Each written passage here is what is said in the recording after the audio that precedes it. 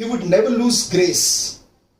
He looks graceful when he drives, not he, the car looks graceful when he drives. That's because of the absolute sheer control over the car. So when people say, oh, my form looks better when the load is submaximal, but my form gets compromised when the load is heavier, it means there is something going wrong. It means that there is still a lot of room for improvement. In fact, think logically. I can make an error while driving, but if the error is made at 30 kilometers per hour, there are less chances of damage to me. I'm least bothered about my car, but I'm thinking about my own life. But what could happen if the similar error would happen at 150 or 180 kilometers per hour? Boom! Now here, you certainly won't think about your car, but you will think about yourself. So what I mean to say is, if your form and integrity is compromised when the load is submaximal, at that point of time, the risk of damage is less. But if the similar crappy form and technique, inefficient form and technique is carried over to lift heavier object, that's when the injury sets in, because the demands were too high. You could not control it. And that's when people end up saying, I squatted heavy.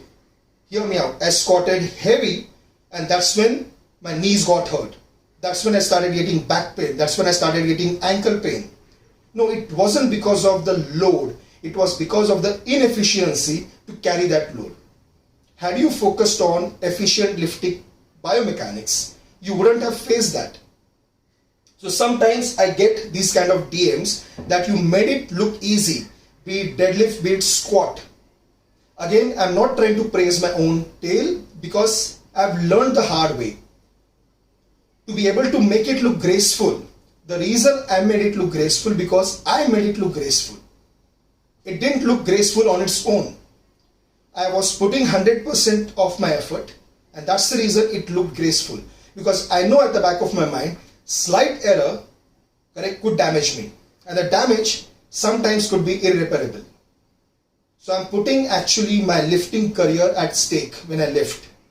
So if anything goes wrong, I know the margin of error is too small, and the kind of damage that would occur to me, I don't even want to imagine it. Now, on the 2nd of March, unfortunately, I had a grade 2 hamstring rupture in my left leg. And fortunately, it wasn't because of my error of judgment. I knew that I could have claimed that weight quite easily. I will share that video with you. I pulled 240 kilos quite easily, and I attempted 250 kilos. But unfortunately, the collar of the bar was too short, and the last plate on the collar of the bar started to fall off. So the moment I launched, the plate started to come off, and that caused tilt of the bar. Now, because the bar started tilting, and sometimes your strong points can actually become your enemy. My proprioception could sense it, and it's an instinctive action. So my left side, because the bar was tilting towards the right, my left side started overcompensating, and it snapped. So although I haven't shared that picture of my discoloration of hamstring, which was looking extremely bad, but yes, I wanted to share that thing with you as far as biomechanics are concerned. The reason I shared with you right now, I know for the fact that it wasn't because of my flowing technique. Because I know for the fact that I'm not an ego lifter. I don't lift to impress others. I lift to become stronger. And I knew that it was my day to lift 250 kilos after climbing from 200, 210, 20. So I did take my time. I know what periodization is. But because of the mechanical error, it was not biomechanical error. It was because of the mechanical error. The bar started tilting because the plate came off. Now, all these years I'm squatting deeper with relatively heavier load. Sometimes I've gone up to about 2.5 times than my body weight, but yet nothing has happened to my knee. So people do question about, why don't you wear kneecaps? Why don't you wear weightlifting belt? There are no shoes. And on top of that, you are not even looking in the mirror. There is nobody around you when you squat. It's purely because the whole purpose of becoming strong is to be independent. So while I am lifting weights, I need to be with my own self. The sense of insecurity when there is no one around, in fact it makes you lift better. So the how to prep up yourself to lift, there will be a different segment on it, but let's get back to our topic, what we were discussing about, the biomechanics. So the pointers that I said was the base, the positioning of the tripod, activation of the tripod by pressing the 3 floors down and then tearing the floor apart. So that activates your glutes and hamstrings, your glutes and your quads, so that your pelvic girdle and your knee joint is nicely stable. And when you sit down, as I said, about synchronizing action between hip and knee. So the way you sit down, watch again. Simultaneous action at hip and knee, you sit down. Now on the way up, the most common error that I've seen is squat that looks like good morning. Watch. First people raise their hip and then the body comes up. Watch again. They sit down flawlessly, but as they come up, they first raise their hip and the shoulder comes up. Now what is happening here? When they sit down and when they're about to get up, their knee is extending. Can you see that? The knee is extending way before the hip opens up. So there is asymmetry between action. Now it's very difficult to be technical towards your client and telling them that your knee is extending first and your hip is not opening up. The best thing is called reverse psychology. Now what is that? Now for such people, lifting their hip up is normal. So if you keep talking about don't lift your hip, don't lift your hip, their entire focus goes around what not to do. But sadly, the brain doesn't know what to do. How do I overcome that error? So here I say, they sit down and then I simply tap on their shoulder. I say that, I put my 2 fingers on the shoulder and I say that, push your shoulders up. Push your shoulders up. Problem solved. Now they know what to do. Because for their brain, lifting hip up is normal. And you are asking them not to lift, not to raise your hip. But sadly speaking, the brain doesn't know what to do. It's like asking a psychologically depressed person, please don't be depressed. Even the person knows that he or she shouldn't be depressed. But figure out why he or she is low and how to overcome that. So rather talking about what not to do, let's focus on what to do. So brain should be given a task to focus on. And the task here is to raise your shoulders. Now, watch again. They are raising their hip. You are asking them to raise shoulder. Problem solved. Now, rarely people who raise their shoulders first and they fall back. So watch again. They sit down, they raise their shoulders and they fall back. They feel that they are falling back. It means they are raising their shoulders up. So what would you do? Ask them to raise their hips slightly up. So what happens in their squat, you figure it out. You get that on your video, you show it to them, and then stop talking about what is happening and start talking about what is supposed to be done. So be proactive. Teach them what is supposed to be done. So step number 4 was, when you sit down, after you sit down, get up straight.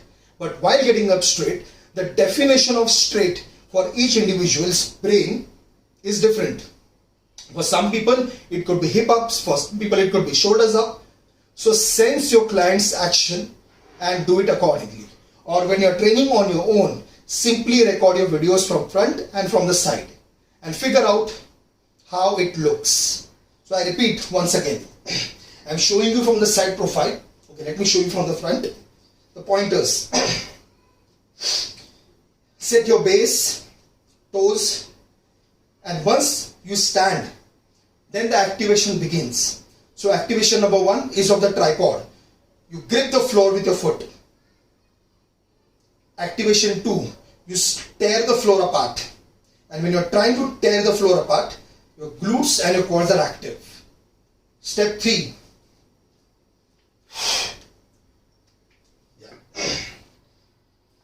after that is activated, big breath and diaphragm is active. Then simultaneous action at hip and knee. Set and then stand up straight. Simple. Now, I mentioned about these 4 pointers, but to be able to practice it, I spoke about joint mobility. So there are factors that will influence your squat. That are factors that is going to affect your squat. So in the next episode, on the second episode, I am going to talk about how to improvise your ankle mobility, how to work on your hip joint mobility, because these 2 joints are quite crucial.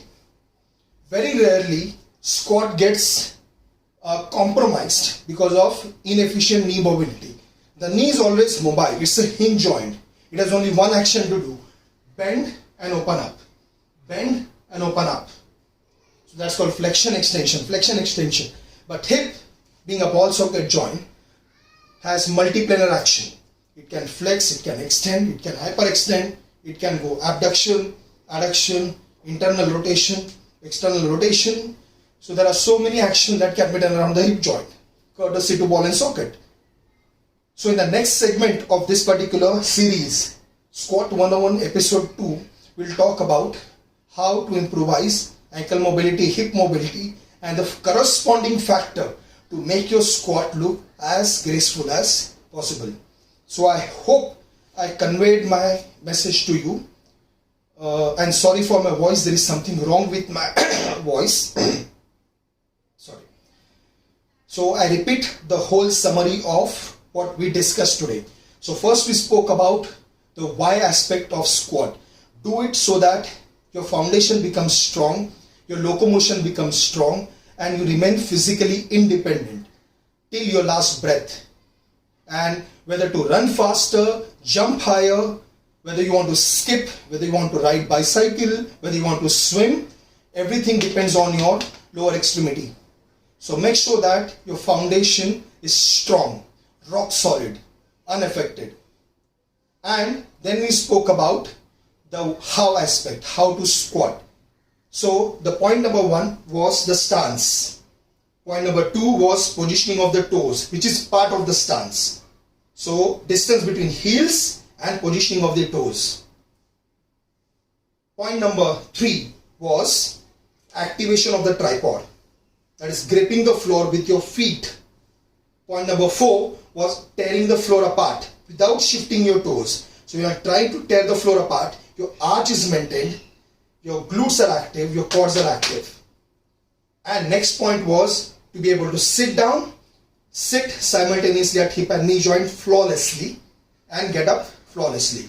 Sit down, get up, sit down, get up.